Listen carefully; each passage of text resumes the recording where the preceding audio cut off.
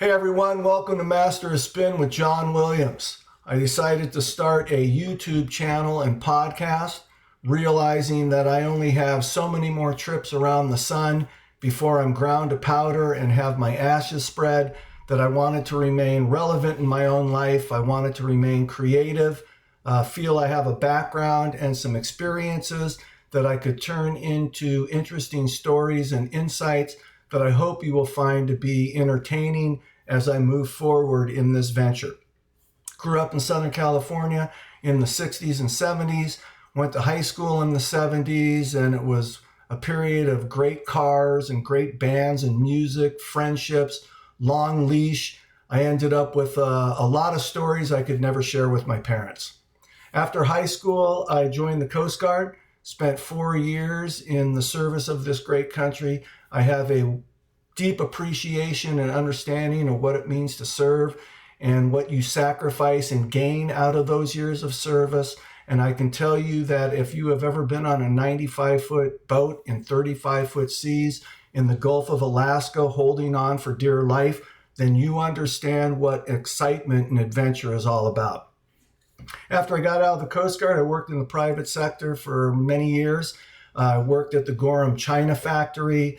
I smoked ribs and chickens and managed a small ribs and chicken restaurant at a strip mall. I worked for an investment company for a number of years, worked myself into construction foreman, worked as a customer service liaison at a very high-end condo in West Hollywood, had my real estate license for a short period of time, was in property management, managed a large 500-unit apartment complex in North Long Beach in what you could call the hood. And I worked in a warehouse boxing tapes and books and shipping them throughout the United States. During this time period, of course, my love of music was a big part of my life, going to concerts, being in bands, both cover bands and original bands. And at this time, I met my future wife, Lisa. And in October, we will be celebrating our 38th year of marriage. And what a journey that 38 years has been.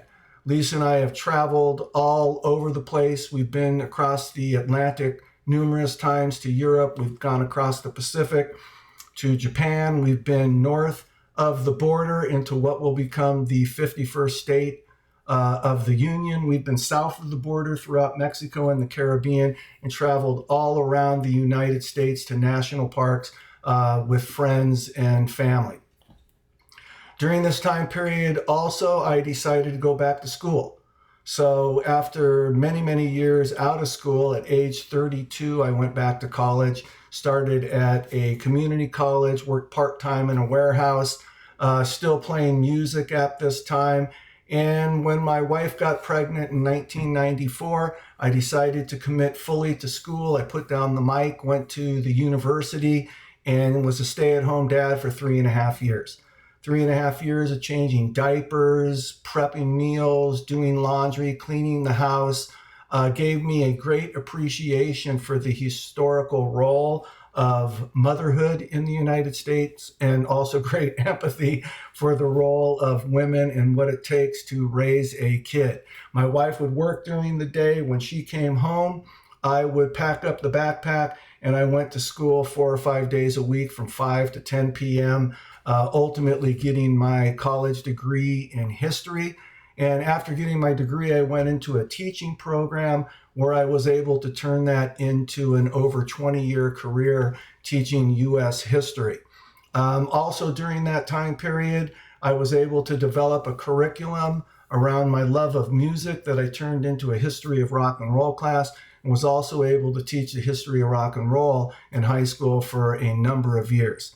I taught at a school that had a very large population of children of immigrants who had come across the border in search of their dreams and for a better life for their children. So I dealt with kids who had cultural differences, language differences, economic differences. As a teacher in high school, you see kids who are trying to struggle with their identity, who they are, what they are. There were kids that were bullied. There were kids that had parents incarcerated. There were kids whose parents were drug addicts. and there were kids who you were able to mentor and help along in their lives. So I know I saved a bunch of kids. I'm sure I ruined the lives of a couple kids, but if you're teaching and you do it right, that's the way the chips fall sometimes. I have two great kids. That's probably the best product of my marriage with Lisa. Again, I said I had stayed at home with my daughter. When she graduated from college, she flew the coop and headed to Japan, where she has lived for the last 8 years. As a small child, she had the dream of being a translator in the gaming industry, and she has fulfilled that and is working in the gaming industry in Japan now. My son is also a college graduate. We're happy to have him still in Southern California. CJ and I go to a lot of concerts together. He's done a lot of travel with Lisa and I, and it's very rewarding having him still a big part of our life. My love of music, again, also helped me work my way into becoming a rock and roll historian. And I hooked up with a company called iRockU out of New York. So thanks, Howard, for that opportunity.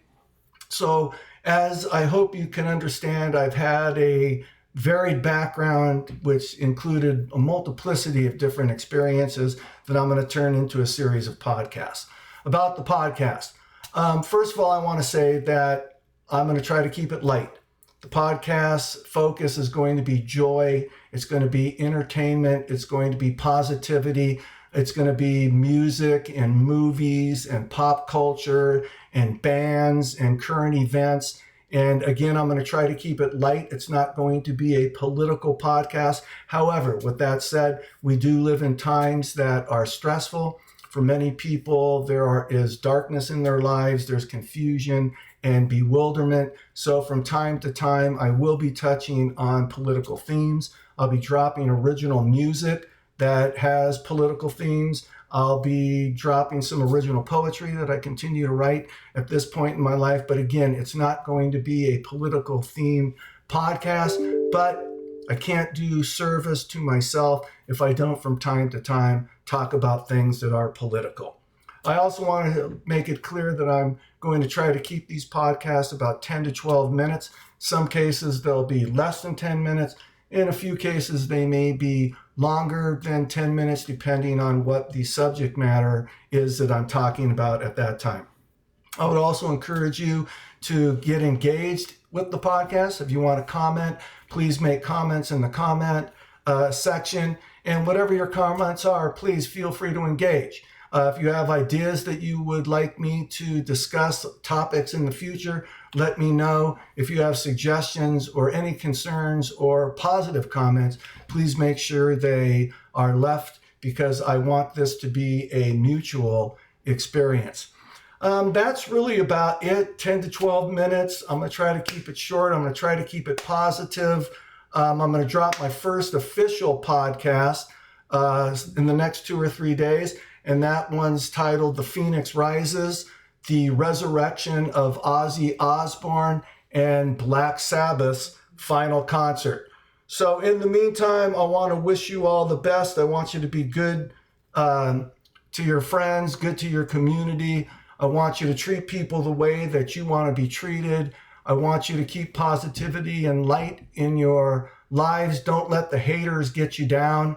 And as always, peace, love, and music.